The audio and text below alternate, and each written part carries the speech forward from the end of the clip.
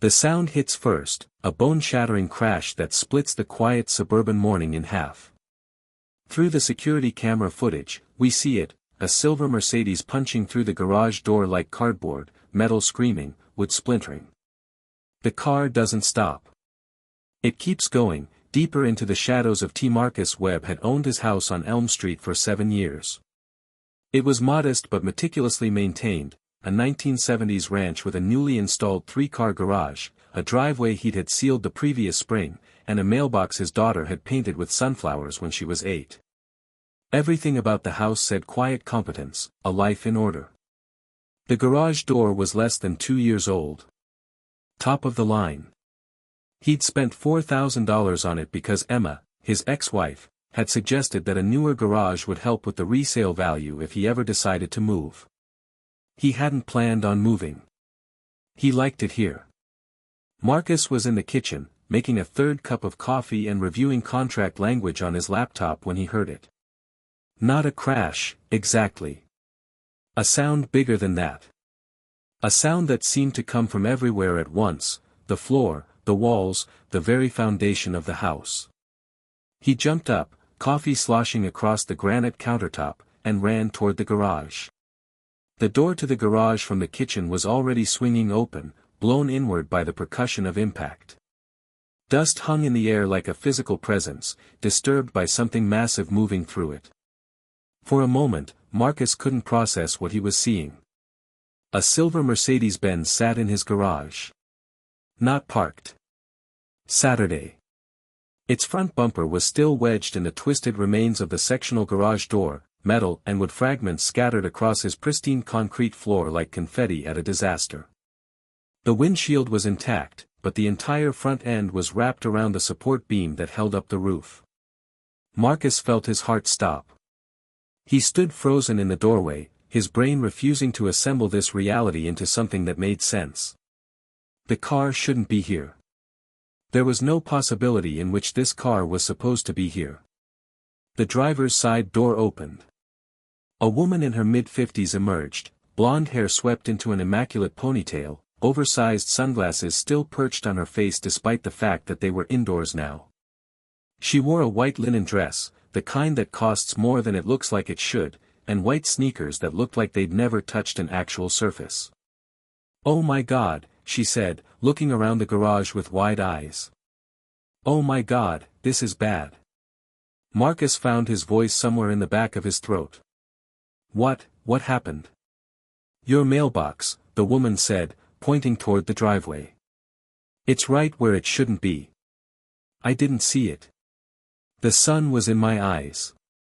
I was coming around the corner and then," she gestured vaguely at the car, as if it had materialized there through no action of her own. "You drove through my garage door," Marcus said slowly, testing the words to make sure they were real. "Well, technically, the garage door was in the way," the woman said, and then smiled. Actually smiled. It was a smile that suggested she'd made a joke, and she was waiting for him to laugh. Marcus didn't laugh. He stepped into the garage, his eyes moving from the car to the woman to the destruction and back again. "I need your insurance information," he said quietly. His voice sounded far away, even to himself. "Of course." The woman pulled her phone from a small white designer bag. "I'm calling my insurance company right now. But between you and me, you might want to check your driveway placement. Most people don't put their mailbox quite so close to." "The mailbox has been in the same spot for 7 years, Marcus interrupted. "It's not on the driveway. It's 4 feet into the property. Exactly where it should be." The woman's smile froze. "Well, I wasn't paying attention. I was coming around the corner and—" "You were speeding," Marcus said. "It wasn't a question. I was not speeding. I was coming to check on my daughter. She lives 2 houses down." The woman gestured toward the street. "I come this way all the time, and I've never had a problem. If you'd taken better care of your driveway, painted it so people could see the turn." "The driveway is standard asphalt," Marcus said, feeling something cold bloom in his chest.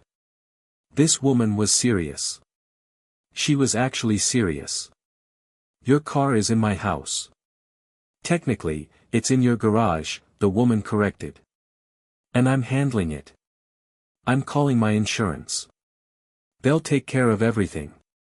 She was already on the phone, speaking in rapid, clipped tones to someone on the other end. Marcus heard her name, Karen Mitchell, and her policy number, and the phrase, "the driver's insurance will handle it," repeated back to her in a tinny voice through the speaker. The tow truck arrived 40 minutes later. The police came too, at Marcus's insistence, though the officer who showed up took one look at the scene and seemed to understand immediately that this was going to be a drawn-out affair. The insurance company would need to be involved. There would be estimates and assessments and weeks of waiting.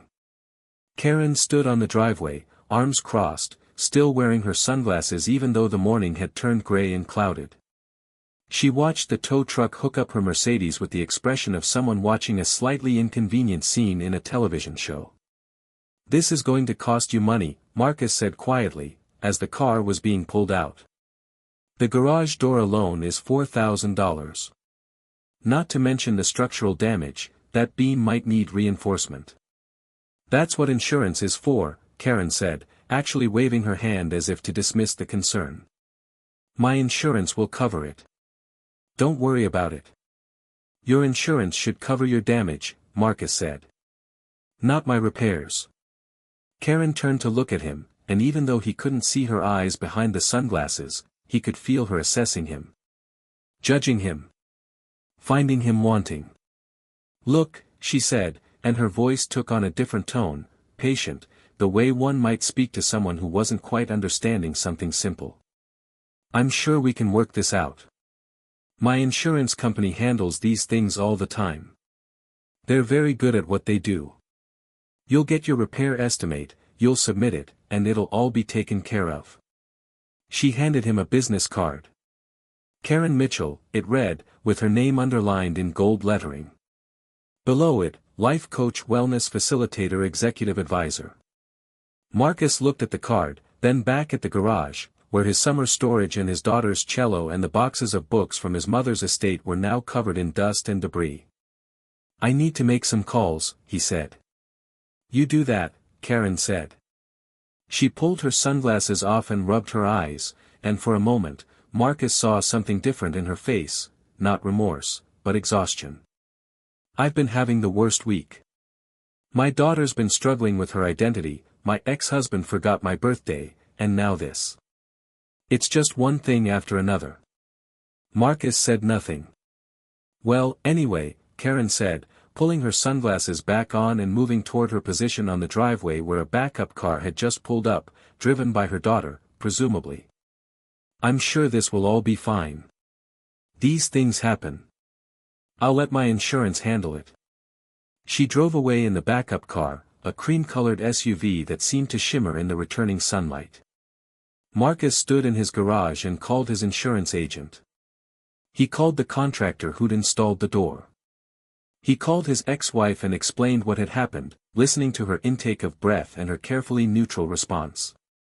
By noon, he had 3 estimates sitting in his inbox, and a growing sense of dread in his stomach.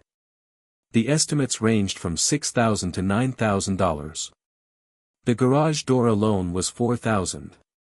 The rest was labor, structural reinforcement, painting, testing. He called Karen's insurance company. "Ms. Mitchell has the minimum liability coverage," the representative told him. $5,000 per incident. "That's the limit of what we can cover." Marcus closed his eyes. "She drove through my garage door. There's structural damage. The estimates are already $6,000 to $9,000. "I understand, sir," the representative said, in the tone of someone who did understand, which made it somehow worse. "However, the policy limit is $5,000. We'll cover up to that amount. For anything beyond that, you'd need to file a claim with your homeowner's insurance, and it would likely fall under your deductible, depending on your coverage." "This is insane," Marcus said. "Yes, sir," the representative agreed. "Unfortunately, it's not uncommon. By evening, Marcus's insurance agent had informed him that his homeowner's policy had a $5,000 deductible. Between Karen's maximum coverage and his own deductible, he was looking at paying the difference himself. He sat in his kitchen, the same spot where he'd been drinking his third cup of coffee that morning, and did the math. He was responsible for at least $2,000, possibly more. $2,000 for someone else's negligence. $2,000 for someone else's carelessness. He called Karen. "Hi, this is Karen," her voicemail said, in a bright, breathy tone. "You've reached me. Leave a message and I'll get back to you as soon as possible. Namaste." Marcus hung up without leaving a message. He called again the next morning. "Hi, Marcus." Karen answered, her voice bright and genuinely surprised to hear from him. "I was going to call you. The insurance company said they'd take care of everything." "They're not taking care of everything," Marcus said, keeping his voice level. "They're covering $5,000. The damage is between $6,000 and $9,000. I'm responsible for the rest." There was a pause. He could hear the sound of ice cubes clinking in a glass. "Well, that's not my problem," Karen said finally. "That's what insurance is for. You should have better insurance." The phone went quiet. For a moment, Marcus thought she'd hung up. "Karen," he said. "I'm here," she said. "Look, I understand you're upset. But accidents happen. If you can't afford to repair your garage, maybe you should look into a payment plan or something. That's not really my responsibility." "You crashed your car into my house," Marcus said, and he could hear the tremor in his voice now, the anger starting to claw its way up his throat. "And my insurance is handling it," Karen said. "To the limit of my coverage, which is the law. Beyond that, it's your responsibility to have adequate insurance." "You were negligent," Marcus said. "You weren't paying attention. You crashed through my garage door." "I was distracted, yes," Karen said. "But I didn't break any laws. I was coming around the corner, and I missed my turn. It was an accident. These things happen." "Not like this," Marcus said. "Not usually like this." "Well, this time it did," Karen said, and he could hear the beginning of irritation creeping into her voice. "And now you need to deal with it like an adult. I've done everything I'm legally required to do. My insurance is covering the maximum amount. If that's not enough for you, that's a personal finance problem, not an insurance problem." She hung up. Marcus sat in his kitchen, phone in hand, and felt something harden inside him. Something cold and sharp and angry. He'd been reasonable. He'd called the police, filed the report, called the insurance companies, gotten the estimates. He'd done everything right. And he was still short $2,000. He looked out the window at his garage. The door was boarded up now, the interior still full of debris that he'd need to clean up himself. The contractor wouldn't start until the insurance settlement cleared, which could take weeks. He pulled out his laptop and did something he'd never done before. He opened Google and typed, "Small Claims Court." The court date was set for 6 weeks later. 6 weeks of waiting, of calling contractors who asked about the insurance settlement before they'd commit to dates, of watching the boarded-up garage every time he pulled into the driveway. 6 weeks of the constant, gnawing awareness that he was $2,000 short and there was no immediate way to get it. His daughter, Sophie, noticed when she came to stay for her summer break. She was 14, old enough to understand that something was wrong but young enough to still ask directly about it. "What happened to the garage?" she asked, standing on the driveway with her suitcase still in her hand. "Someone had an accident," Marcus said, taking her suitcase and heading inside. "I'll explain later." But later came, and the explanation was complicated. It involved insurance and deductibles and negligence and a woman named Karen who apparently didn't believe she was responsible for any of it. Sophie listened with the particular intensity that teenagers have when they're trying to understand injustice. "So you're suing her?" Sophie asked. "To small claims court," Yes, Marcus said. I'm trying to recover the deductible. And she thinks it's not her fault. She thinks it's my fault for having bad insurance and parking my mailbox where she could hit it, Marcus said. Sophie's expression shifted. For a moment, she looked genuinely angry on his behalf, and that did something strange to Marcus's chest. It reminded him why he was doing this, not for the money, not entirely. But because it mattered. Because there was a difference between an accident and negligence, and that difference should matter. The weeks passed with the peculiar slowness that waiting seems to have. The contractor gave him an estimated timeline of 3 weeks after the insurance cleared.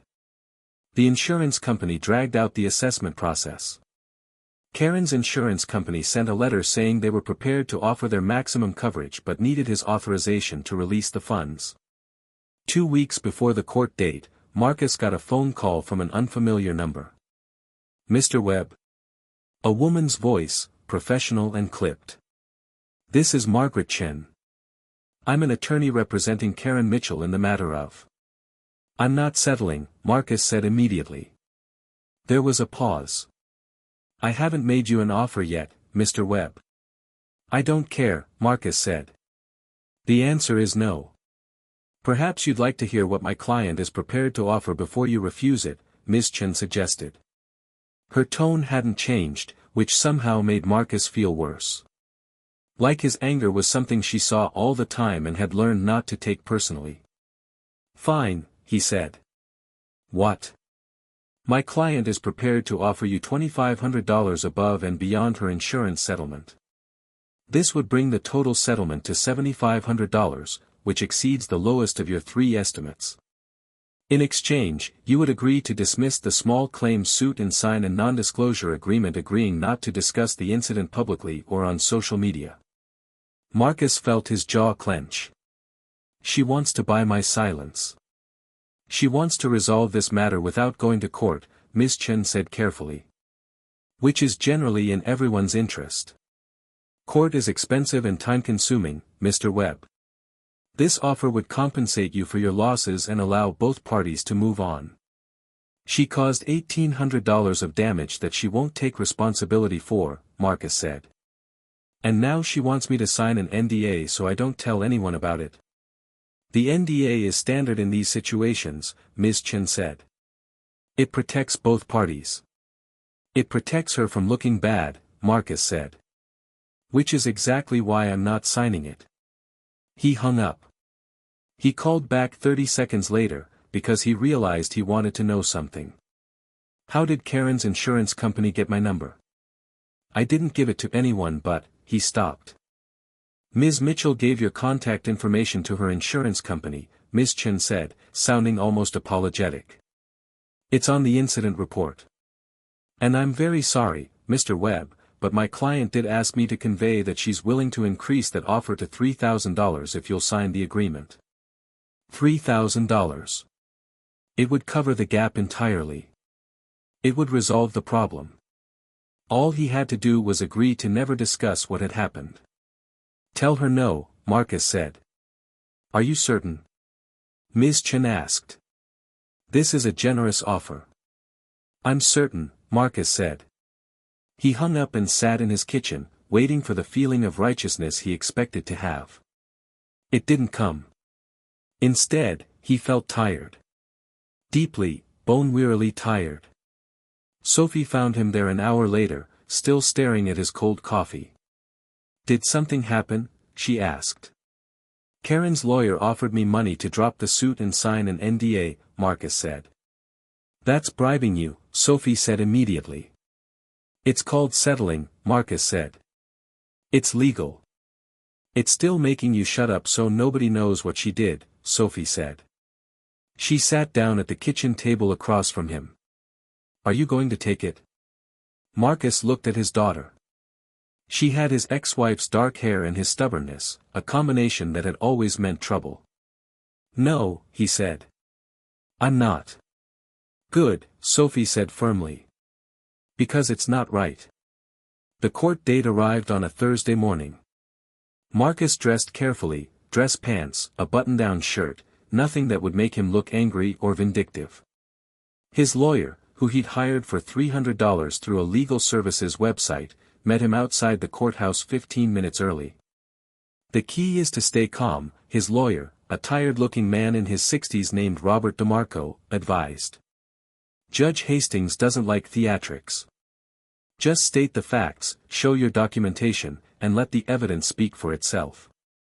Karen showed up in a cream-colored power suit and oversized sunglasses, which she removed as soon as she entered the courtroom. She brought Margaret Chen with her, who was impeccably dressed in a way that made Marcus's $300 lawyer look like he'd grabbed his suit from the back of a closet. Karen looked composed, even sympathetic. She looked like someone who was about to be misunderstood by the legal system, not someone who'd driven through someone else's garage. The judge, a woman in her 70s with steel gray hair and reading glasses on a chain, did not look sympathetic to anyone. Mr. Webb, Judge Hastings said, you're suing Ms. Mitchell for damages in the amount of $2,300. Is that correct? Yes, Your Honor, Marcus said. Specifically, that's the amount not covered by the insurance settlement. And you're claiming that Ms. Mitchell was negligent in causing the accident?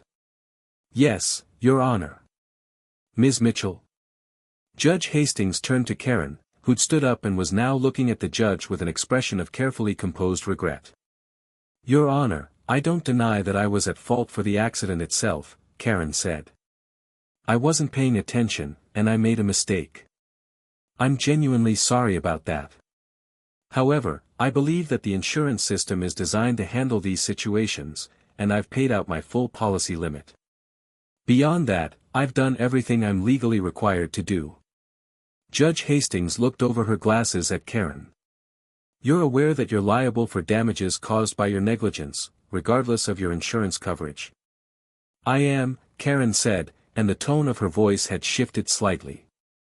Quieter, more vulnerable. But I'm also dealing with some serious personal issues right now, and I simply can't afford to pay additional damages. Marcus's lawyer leaned over and whispered, not relevant. I'm prepared to hear your evidence, Mr. Webb, the judge said, turning back to him. Robert DeMarco stood and presented the 3 estimates Marcus had received, the police report, and the incident photos. He presented the insurance settlement letter. He presented a simple timeline. Karen's negligence had caused direct, quantifiable damage, and the insurance settlement didn't cover the full amount of that damage. Karen's lawyer, Margaret Chen, argued that the insurance settlement was the standard remedy for vehicular damage, that Karen had complied with all legal requirements, and that asking for additional payment amounted to double recovery. Your client had an opportunity to purchase adequate insurance, Judge Hastings said, looking at Margaret Chen. That she chose not to is not Mr. Webb's problem. The judge looked at Karen. You were negligent, Ms. Mitchell. You caused damage to Mr. Webb's property. Your insurance covers $5,000.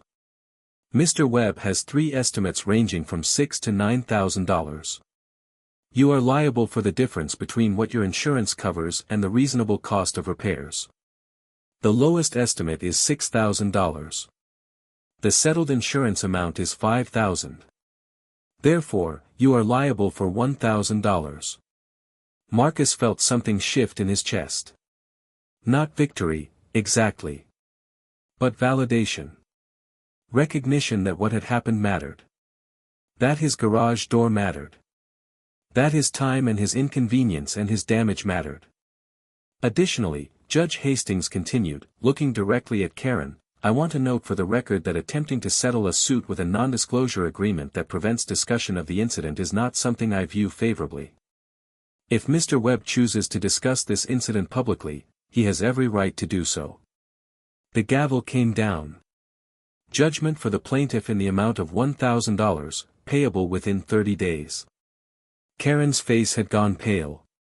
Margaret Chen was immediately leaning over, whispering something to her, her expression professionally neutral. Karen looked like she wanted to argue, and then something in her face shifted, a recognition that this was over, that she'd lost, that the system had not protected her from responsibility. Marcus wanted to feel happy about it. He really did. Outside the courthouse, Karen was walking quickly toward her car, Margaret Chen matching her stride. Marcus stayed several paces behind, watching. Karen's phone buzzed. She pulled it out, looked at it, and seemed to deflate slightly. That evening, Marcus got a message from an unknown number. It took him a moment to realize it was from Karen. "I'm going to pay it," the message read. "You don't have to worry. I'll send it within the week. I just want this to be over." Marcus didn't respond. 3 days later, a check arrived in his mailbox. It was from Karen's personal account, $1,000, written out to Marcus Webb, with the memo line left blank. He stared at it for a long time, then went to the bank and deposited it. The money sat in his account untouched for another week. Then the contractor called to say he was ready to start the repair work. The repair took 10 days. 10 days of contractors going in and out, of the sound of power drills and the smell of wood dust and fresh paint, of Marcus having to be home to supervise and sign off on various stages of the work. The garage door itself was installed on day 6, a sleek new model that actually had smart home integration. It cost slightly more than the last one because Marcus had upgraded, using some of the settlement money and supplementing with his own funds. When the work was finished, the garage looked better than it had before. New paint, reinforced beam, the floor carefully cleaned and sealed. Marcus took a photo and sent it to Sophie, who was away at a summer STEM camp. "Garage is fixed," he wrote. "That's good," she responded. "Are you glad you sued her?" Marcus sat with the question. Was he glad? The legal victory felt hollow somehow. He'd won, but the winning had come with 7 weeks of stress and the knowledge that there existed people in the world who would crash through your garage and then act like it was your fault. The money had covered the gap, but it hadn't made him feel better. It had just made the problem go away. "I don't know," he wrote back. "Ask me in a few months." A week after the garage was finished, Marcus was coming home from work when he saw Karen pulling out of her daughter's driveway 2 houses down. She saw him at the same time, their eyes meeting for just a moment over the space between their cars. She didn't wave. She didn't smile. She just pulled out and drove in the opposite direction. Marcus felt something complex move through his chest. Not satisfaction. Not even vindication. Just a strange, aching emptiness. Life returned to something like normal. The garage was functional. His homeowner's insurance had gone up by 8%, a permanent reminder of the incident. The contractor had sent a nice review request, which Marcus had filled out, 5 stars, professional and efficient, and then had marked as spam. It was in late September, almost 4 months after the accident, that Marcus ran into Karen at the grocery store. She was in the produce section, examining tomatoes with the focus of someone who was using that focus to avoid thinking about anything else. Marcus almost turned around and left.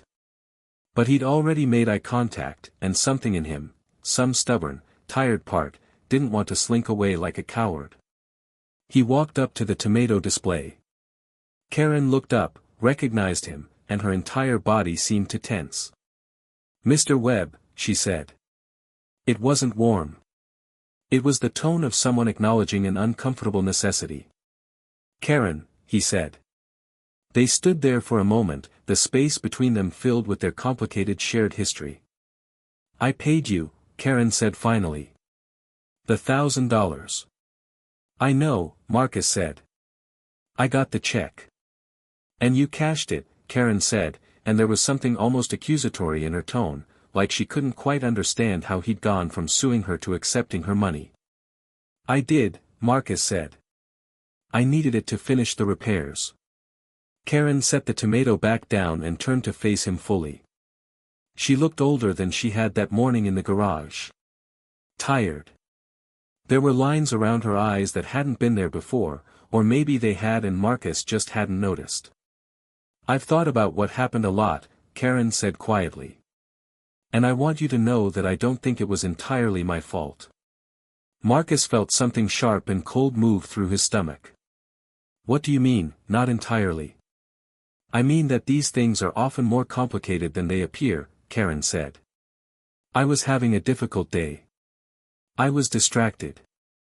Yes, I made a mistake. But if your mailbox hadn't been so close to the street. It wasn't close to the street, Marcus said, and his voice was very quiet. It was exactly where it should have been. You say that, Karen said, but I'm not convinced you're being entirely fair. You seem like a reasonable person, Mr. Webb. Surely you can understand that accidents happen. They do, Marcus said. And when they do, the person who causes them is responsible. That's not complicated. That's just how responsibility works. I paid you, Karen said again, and now there was an edge to her voice. I lost that lawsuit. I paid you $1,000. What more do you want from me? I wanted you to understand that you caused the problem, Marcus said. Not my mailbox. Not my bad insurance. You did. You drove through my garage door, and you needed to accept responsibility for that without trying to find ways to blame it on me. Karen picked up a tomato and put it in her basket. Her hands were shaking slightly. Well, I've accepted it, she said. I paid. We're done. Are we? Marcus asked. I don't know what you want, Karen said. She wasn't looking at him anymore. I truly don't. I made a mistake, I paid for it, and you still seem angry. I'm not angry, Marcus said, and realized it was true. He wasn't angry anymore. He was something else, something harder to define. I'm just aware of what happened. What happened is that I crashed into your garage, Karen said. And I paid for it. I don't know what else you want me to do. I'm not a perfect person, Mr. Webb. I make mistakes. I'm doing the best I can. She took her basket and walked away before Marcus could respond. He stood in the produce section, surrounded by perfectly arranged fruits and vegetables, and felt the weight of the interaction settle over him. She was right. He'd won the lawsuit. She'd paid. By every legal and financial measure, the matter was resolved. But it wasn't resolved for him. It would never be entirely resolved. That night, Marcus did something he'd been avoiding for months. He looked up Karen Mitchell online. Her website was glossy and professional. Karen Mitchell, life coach and wellness facilitator. There were testimonials from people whose lives she'd supposedly changed. There were photos of her leading workshops, speaking at events, smiling at the camera with the kind of certainty that suggested she never crashed her car through anyone's house. He found an article she'd written for a wellness blog, Overcoming Victim Mentality, Taking Responsibility for Your Life. It was about how blaming others for our circumstances was a form of powerlessness, how we needed to own our choices and our outcomes. How making excuses was the death of personal growth. Marcus read the entire thing, his chest growing tighter with each paragraph. It was well written. It was thoughtful. It was absolutely, completely hypocritical coming from someone who had crashed through his garage and blamed him for it. He didn't leave a comment. He didn't share it on social media. He just closed the laptop and sat in his kitchen, feeling deeply, profoundly tired. The next day, he got a call from his daughter's therapist. Not his therapist, Sophie's. The woman he and Emma had agreed to enroll her in after the divorce, when Sophie had started having trouble adjusting to the split household. I wanted to check in with you about something Sophie mentioned, Dr. Reeves said, her tone carefully neutral. She's been talking about a situation that happened at your house involving a car accident and a lawsuit. She seems to feel quite strongly about fairness and accountability. Marcus's hands tightened on his phone. She does. Yes. That's good, Dr. Reeves said. Having a strong moral compass is important. But I wanted to gently suggest that she may be absorbing some of the emotional aftermath from this situation. She's talked about it in our sessions several times. It seems to matter to her that you stood up for yourself. Is that a problem? Marcus asked. Not necessarily, Dr. Reeves said. But I would encourage you to be mindful of how much of this you're sharing with her. Children often internalize their parents' conflicts and disappointments. She sounds proud of you, Mr. Webb. But she also sounds like she's carrying some of your anger. After the call ended, Marcus sat with this information. His anger had migrated to his daughter. His refusal to let it go had somehow become her fight too. He picked up his phone and called Emma. "Hi," she said, surprised. They didn't call each other for non-essential reasons anymore. "Is everything okay?" "I want to tell you something," Marcus said. "About the Karen situation." He explained it all, not asking for permission, just informing her. What had happened, the lawsuit, the money, the encounter at the grocery store. Everything. When he finished, Emma was quiet for a long moment. "Sophie's mentioned it," Emma said finally. "But not in great detail. She mostly talked about how you stood up for yourself, which I think was good. You should stand up for yourself." "But," Marcus said, hearing the unspoken qualification in her tone. "But I wonder if it's over," Emma said. "For you, I mean. It sounds like it isn't quite over." Marcus looked out the kitchen window at his garage. The new door. The fresh paint. Everything repaired and restored. "I don't know how to make it over," he said quietly. "Maybe you can't," Emma said. "Maybe some things just stay complicated." Part 4, The Unraveling. The encounter with Karen had shifted something in Marcus that he couldn't quite put back into place. He found himself checking her social media periodically, reading her blog posts, looking for evidence of, what? Guilt? Some sign that she actually understood what she'd done. Instead, he found a post about the importance of moving past resentment, written about 3 weeks after their encounter at the grocery store. It didn't mention him specifically, but the timing was too close to be coincidental. In the post, Karen wrote about how holding on to anger was a form of self-sabotage, how people who couldn't move forward after conflicts were essentially choosing their own suffering. Marcus read it 3 times. By the second reading, he realized something uncomfortable: she wasn't entirely wrong. He had chosen to read about her online. He had chosen to check her social media regularly. He had chosen to carry this forward into his daily life. She had paid the settlement. The court had ruled. The garage was fixed. And he was choosing to stay angry about it anyway. But then the third reading arrived, and he noticed something else. Karen had written about how misunderstandings often happened when people didn't communicate clearly, how assumptions about intent were usually wrong. She wrote about the importance of compassion, even for people who had hurt us, because they're usually just doing the best they can with the tools they have.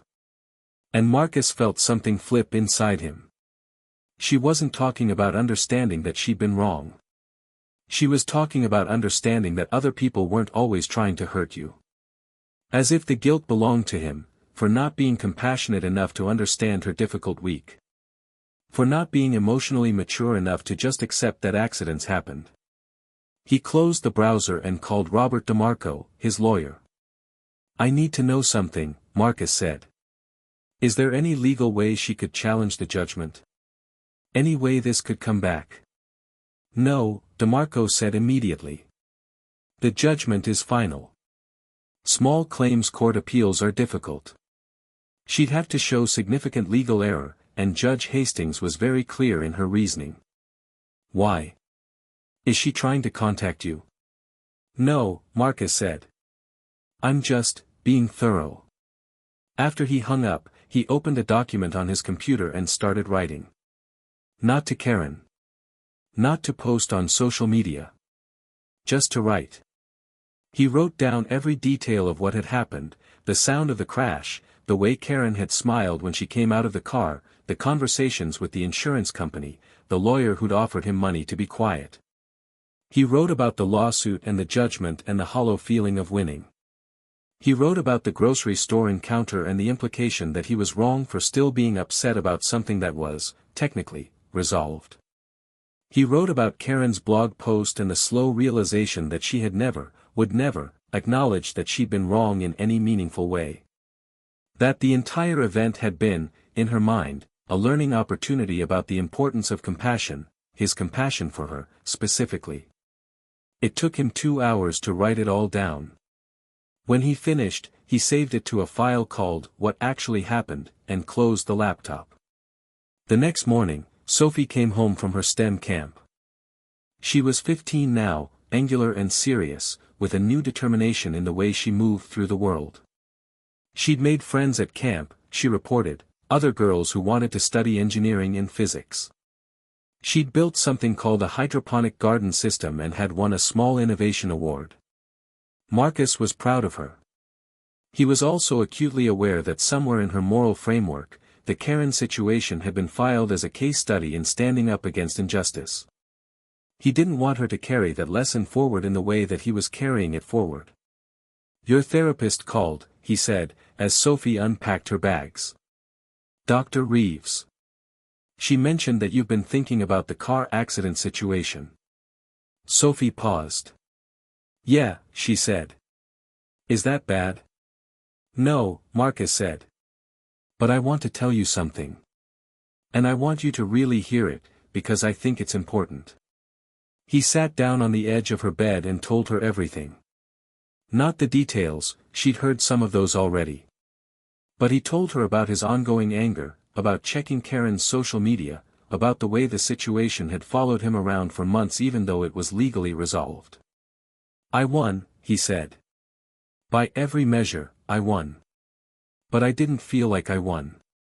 And I think that's because I was waiting for something that was never going to come." "What?" Sophie asked. "Recognition," Marcus said. An actual admission that she'd been wrong. An actual understanding on her part that what she did had consequences and that it was her responsibility. "But she's not capable of that, Sophie. Or maybe she's not willing. Either way, it doesn't matter. What matters is that I spent months of my life waiting for her to be someone she's not." Sophie listened quietly, her expression thoughtful. "So what are you going to do?" she asked finally. "I'm going to stop checking her social media," Marcus said. "I'm going to stop being angry. I'm going to remember that I have control over how much of my emotional energy I give to this situation. And I'm going to be present with the people I love instead of stuck in this thing that's already over." "That sounds hard," Sophie said. "It is," Marcus said. "But I think it's necessary." He meant it. It took him another week to follow through on it, but he did. He unfollowed Karen on social media. He stopped checking her blog. He didn't look up her name online. When thoughts about the situation came up, and they did, frequently, especially in quiet moments, he acknowledged them and then let them pass. It worked, mostly. The anger didn't vanish completely, but it became something smaller and more manageable.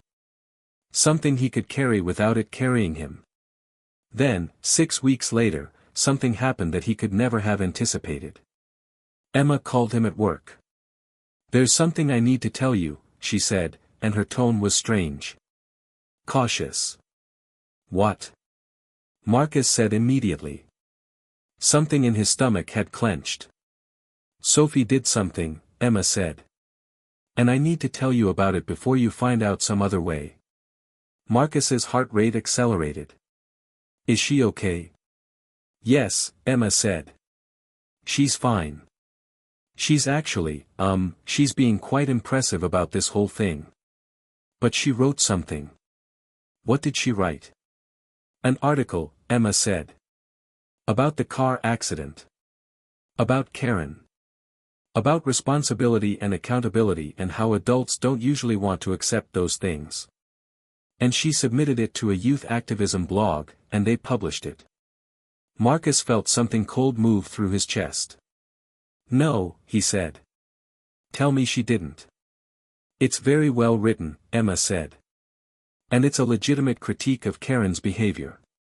But it's also very specific, and I think you should probably read it before." "Before what?" Marcus said. The article was titled, "When Accountability Becomes Optional, A Teenager's Perspective on Adult Responsibility." It didn't name Karen directly, but anyone who lived in the area and had any connection to what had happened would immediately know who it was about. Sophie had written about the accident in clinical, careful terms. She'd written about the lawsuit, the judgment, the insurance settlement. But more importantly, she'd written about Karen's response, about how Karen had tried to blame a mailbox, how Karen's insurance company had offered money to keep quiet, how Karen had encountered their father months later and still refused to actually acknowledge her mistake. And then Sophie had done something that Marcus found simultaneously brilliant and devastating. She'd included excerpts from Karen's own blog posts about responsibility and accountability and moving past victim mentality. She'd quoted them directly, creating a clear narrative dissonance between what Karen preached and what Karen practiced. The article ended with a simple statement: adults teach us what matters by the way they behave, not by what they tell us to believe. When adults don't accept responsibility for their mistakes, they tell us that accountability is optional. When adults ask for compassion while refusing to offer it, they tell us that compassion is a one-way street. When adults want to move past their mistakes without acknowledging them, they tell us that the truth doesn't matter as much as being comfortable. Those are the lessons my father had to unlearn after someone crashed through his garage and then spent months trying to make him feel like it was his fault. Marcus read it twice and then called Sophie. "You cannot publish this," he said immediately, and then realized she'd already published it. "Why did you publish this?" "Because it's true," Sophie said, and she sounded much older than 15. "And because I wanted people to know." "Sophie." "Dad," she interrupted. "I know you wanted to drop this. I know you wanted to move on. And I respect that. But I watched you carry this around for months. And I watched Karen just walk around like nothing happened, like she'd done nothing wrong. And nobody called her on it. You did, in court, and then you just let it go. Because the court case was over," Marcus said. "Because that's how the system works." "The legal system," Sophie said. "Not the actual system. Not the system where people are supposed to understand the consequences of their actions." Marcus sat down in his work chair. "Have you thought about what happens when Karen reads this?" "Yes," Sophie said. "And I'm prepared for that." "Are you?" Marcus said, more sharply than he intended. "Because I'm not sure you are, Sophie. Karen's going to be angry. She might try to threaten legal action. She might. She might try to sue me." Sophie asked. "For telling the truth about her behavior?" "Defamation," Marcus said. "Libel. These are things that exist, and they're complicated when you're talking about reputation." "But I didn't lie," Sophie said, and she sounded absolutely certain. "Everything I wrote is true." She was right. Marcus had checked. He'd read through the article 3 times, looking for any statement that could be considered an untruth or an unfair characterization. There wasn't any. Sophie had been scrupulously careful with the facts while being devastating about their implication. "I need to call a lawyer," he said finally. Sophie was quiet. "Are you mad at me?" Marcus looked out the window at his perfectly repaired garage. He thought about the 6 weeks he'd spent in the system, the settlement that was too low, the NDA offer he'd refused. He thought about the grocery store encounter and Karen's blog post about moving past victim mentality. "No," he said. "I'm not mad at you. But I'm scared. And I need to talk to a lawyer about what comes next." The lawyer Marcus called was not Robert DeMarco, who handled small claims court. This was a different kind of legal matter. This lawyer, a woman named Patricia Valdez who specialized in internet content and libel, listened to the situation and then told him something that was both reassuring and terrifying. "Your daughter is protected by substantial truth," Patricia said. "Everything she wrote is factually accurate. And more importantly, it's her opinion and her experience. Karen Mitchell is a public figure of sorts, she's a life coach with a public platform. That gives her significantly less protection against commentary about her public behavior. So Karen can't sue her?" Marcus asked. "She can try," Patricia said. And trying would be publicly humiliating for her, because she'd have to convince a judge that accurate statements about her factually verifiable behavior constitute defamation. Which is difficult when the defendant is a teenager who wrote about a real incident that had a real lawsuit attached to it. But the financial exposure is minimal for your daughter, Patricia said. Though Karen's lawyer might not know that. There may be a letter. There might be threats. But I would advise you not to be intimidated by them. If Karen files suit, we'll fight it aggressively. Marcus paid Patricia's consultation fee and called Emma. She's created a legal liability situation, he said. And possibly a bigger problem than we realize. Have you read the comments? Emma asked. He hadn't. He pulled the article back up and scrolled to the bottom of the page. There were 347 comments. Most of them were supportive of Sophie. There were people who'd had similar experiences with Karen, other clients, other people in the community. There was someone who said they'd worked with Karen as a life coach and had paid for services that never materialized. Someone else mentioned that Karen had a pattern of blaming other people for her mistakes, that it had affected her relationship with her daughter. But there were also defensive comments. People saying that accidents happened. People saying that Sophie was being unfair. People saying that Karen deserved compassion too. And there was a comment from Karen. Marcus's stomach clenched as he read it. I'm disappointed that someone so young has learned to be cruel, Karen had written. I made a mistake. I've acknowledged that mistake, and I've paid for it.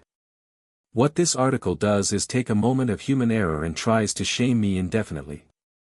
I was having a very difficult time when this accident happened. I was going through a separation, dealing with my daughter's mental health crisis, and managing 2 business restructures. None of that excuses what I did, but it adds context. This article, written by a teenager who doesn't understand how complicated adult life is, attempts to deny me any growth or redemption. It attempts to make me a cautionary tale instead of a person. I hope she learns, as she grows older, that compassion and forgiveness are more powerful than judgment. The comment had already been liked 239 times. Marcus read it 3 times. It was, he had to admit, well written. It took responsibility while simultaneously explaining why she couldn't really be held responsible. It positioned her as the victim of a teenager's cruelty. It positioned Sophie as someone incapable of understanding adult complexity. And it was infuriating. Marcus called Sophie back. Have you read Karen's comment? He asked. Yeah, Sophie said, and she sounded smaller now. Less certain. Is she right? Am I being cruel? No, Marcus said firmly.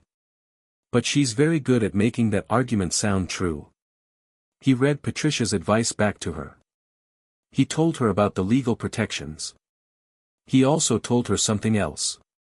I'm proud of you for telling the truth, he said. I'm scared of what comes next. I'm worried that Karen's going to use her considerable skills to make you feel like you did something wrong. But you didn't. You told the truth about something that happened. But now she's saying that asking her to be accountable is being cruel to her, Sophie said. And a lot of people seem to agree with her. A lot of people think lots of things, Marcus said. But accountability isn't cruelty. It's just, accountability. The letter from Karen's lawyer arrived 3 days later. Marcus and Emma sat at Emma's kitchen table and opened it together. Patricia had told them it was probably just a cease and desist, a scare tactic. But reading it still made Marcus's heart race. Karen was not suing. The letter explained that Karen was deeply concerned about defamatory statements and requested that the article be removed from the website. It stated that Karen was a private individual who had been unfairly portrayed, and that the article's implications of moral failings constituted actionable defamation. It did not mention the legal reality that Patricia had laid out, that every statement in the article was factually true, that Karen was arguably a public figure due to her wellness business, that criticizing her behavior was protected speech. It was an intimidation letter dressed up as a legal threat. How does she keep doing this? Emma asked, staring at the letter in disbelief. How does she keep taking the thing she did wrong and turning it into a situation where she's the victim? It's a skill, Marcus said quietly. Or a talent. Or maybe just the accumulated privilege of someone who's never had to actually sit with the consequences of their actions. He called Patricia. This is standard, Patricia said, unsurprised. Do not respond. Do not remove the article. If she files suit, which I doubt she will because she'd lose, we'll fight it. For now, just don't engage. But Sophie was engaging. The comments on her article had grown to over 900 by that point, and she was responding to them, answering questions, providing more context. She was also, Marcus could tell, starting to doubt herself. He invited her to come stay with him for a week. I think you need to take a break from the comments, he said. Let this settle for a bit. Sophie agreed, and she arrived on a Friday afternoon with a backpack and a laptop she'd been carefully avoiding opening. They spent the weekend mostly in silence, doing ordinary things. Marcus made pasta. They watched a movie. Sophie helped him organize the garage, now that it was finished, finding homes for storage boxes and his summer tools. On Sunday afternoon, they sat on the couch in the living room, and Marcus told her the full story of how he'd felt in the months after the lawsuit was over. I kept thinking about her, he said. And I kept being angry. And I kept hoping that eventually, the anger would mean something. That it would change her, or make her understand, or make the situation feel different. But it didn't. It just sat there. So I should not care about this? Sophie asked. I should just let it go. No, Marcus said. I think you did something good. I think telling the truth matters. But I also think you need to understand something about people like Karen. They're not going to change because you point out that they're wrong. They're not going to suddenly realize their responsibility and feel remorseful. That's not how they work. So what's the point? Sophie asked, and she sounded genuinely confused. If telling the truth doesn't change anything, what's the point? The point, Marcus said carefully, is that the truth gets told. The point is that other people who've had similar experiences see your article and feel less alone. The point is that maybe, someday, someone will read what you wrote and realize they're doing what Karen did, and they'll change. Not because of you, but because they'll recognize themselves in your words. And Karen herself? She'll never change. Probably not, Marcus said. Unless she decides she wants to. And that's not your responsibility. Your responsibility is just to tell the truth and then live your life. Sophie absorbed this. I don't want to be angry all the time, she said quietly. Like you were.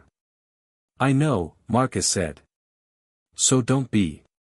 Tell the truth, and then let it go.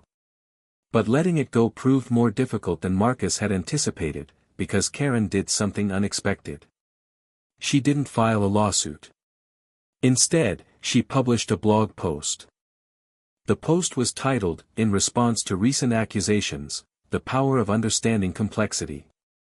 And it was, Marcus had to grudgingly admit, a masterpiece of narrative manipulation. Karen acknowledged that the accident had happened. She acknowledged that she'd been at fault. She acknowledged that the other family had gone through an inconvenience, and she was genuinely sorry for that. But then she went on to detail her separation, her daughter's struggles with identity, her business difficulties, and her discovery that therapy had helped her understand that I tend to take on too much responsibility for things that are out of my control, while simultaneously being defensive about things that truly are my fault. She talked about her young accuser with what seemed like genuine sympathy, noting that teenagers often struggled with black and white thinking, and that she hoped Sophie would eventually grow into understanding the gray areas that made the world so much more complex than internet discourse suggested. And then she announced that she was starting a scholarship fund for young people interested in conflict resolution and restorative justice, because she believed that punitive approaches to accountability ultimately harm everyone, and we need to find better ways forward.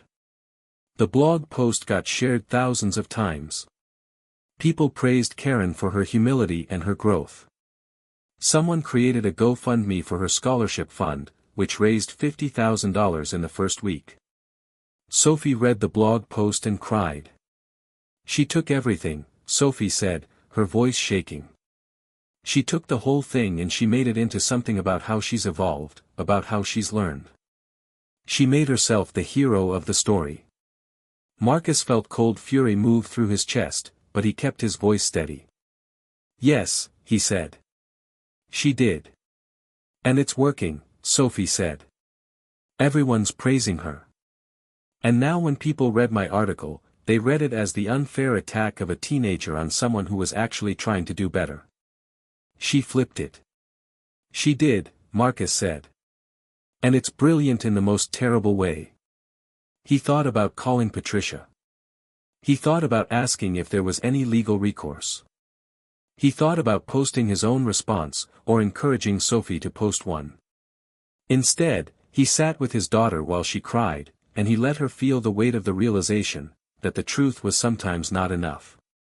That people could acknowledge the truth while fundamentally distorting its meaning. That the internet was a place where narrative sometimes mattered more than fact. And he thought about something Emma had said months ago, maybe some things just stay complicated.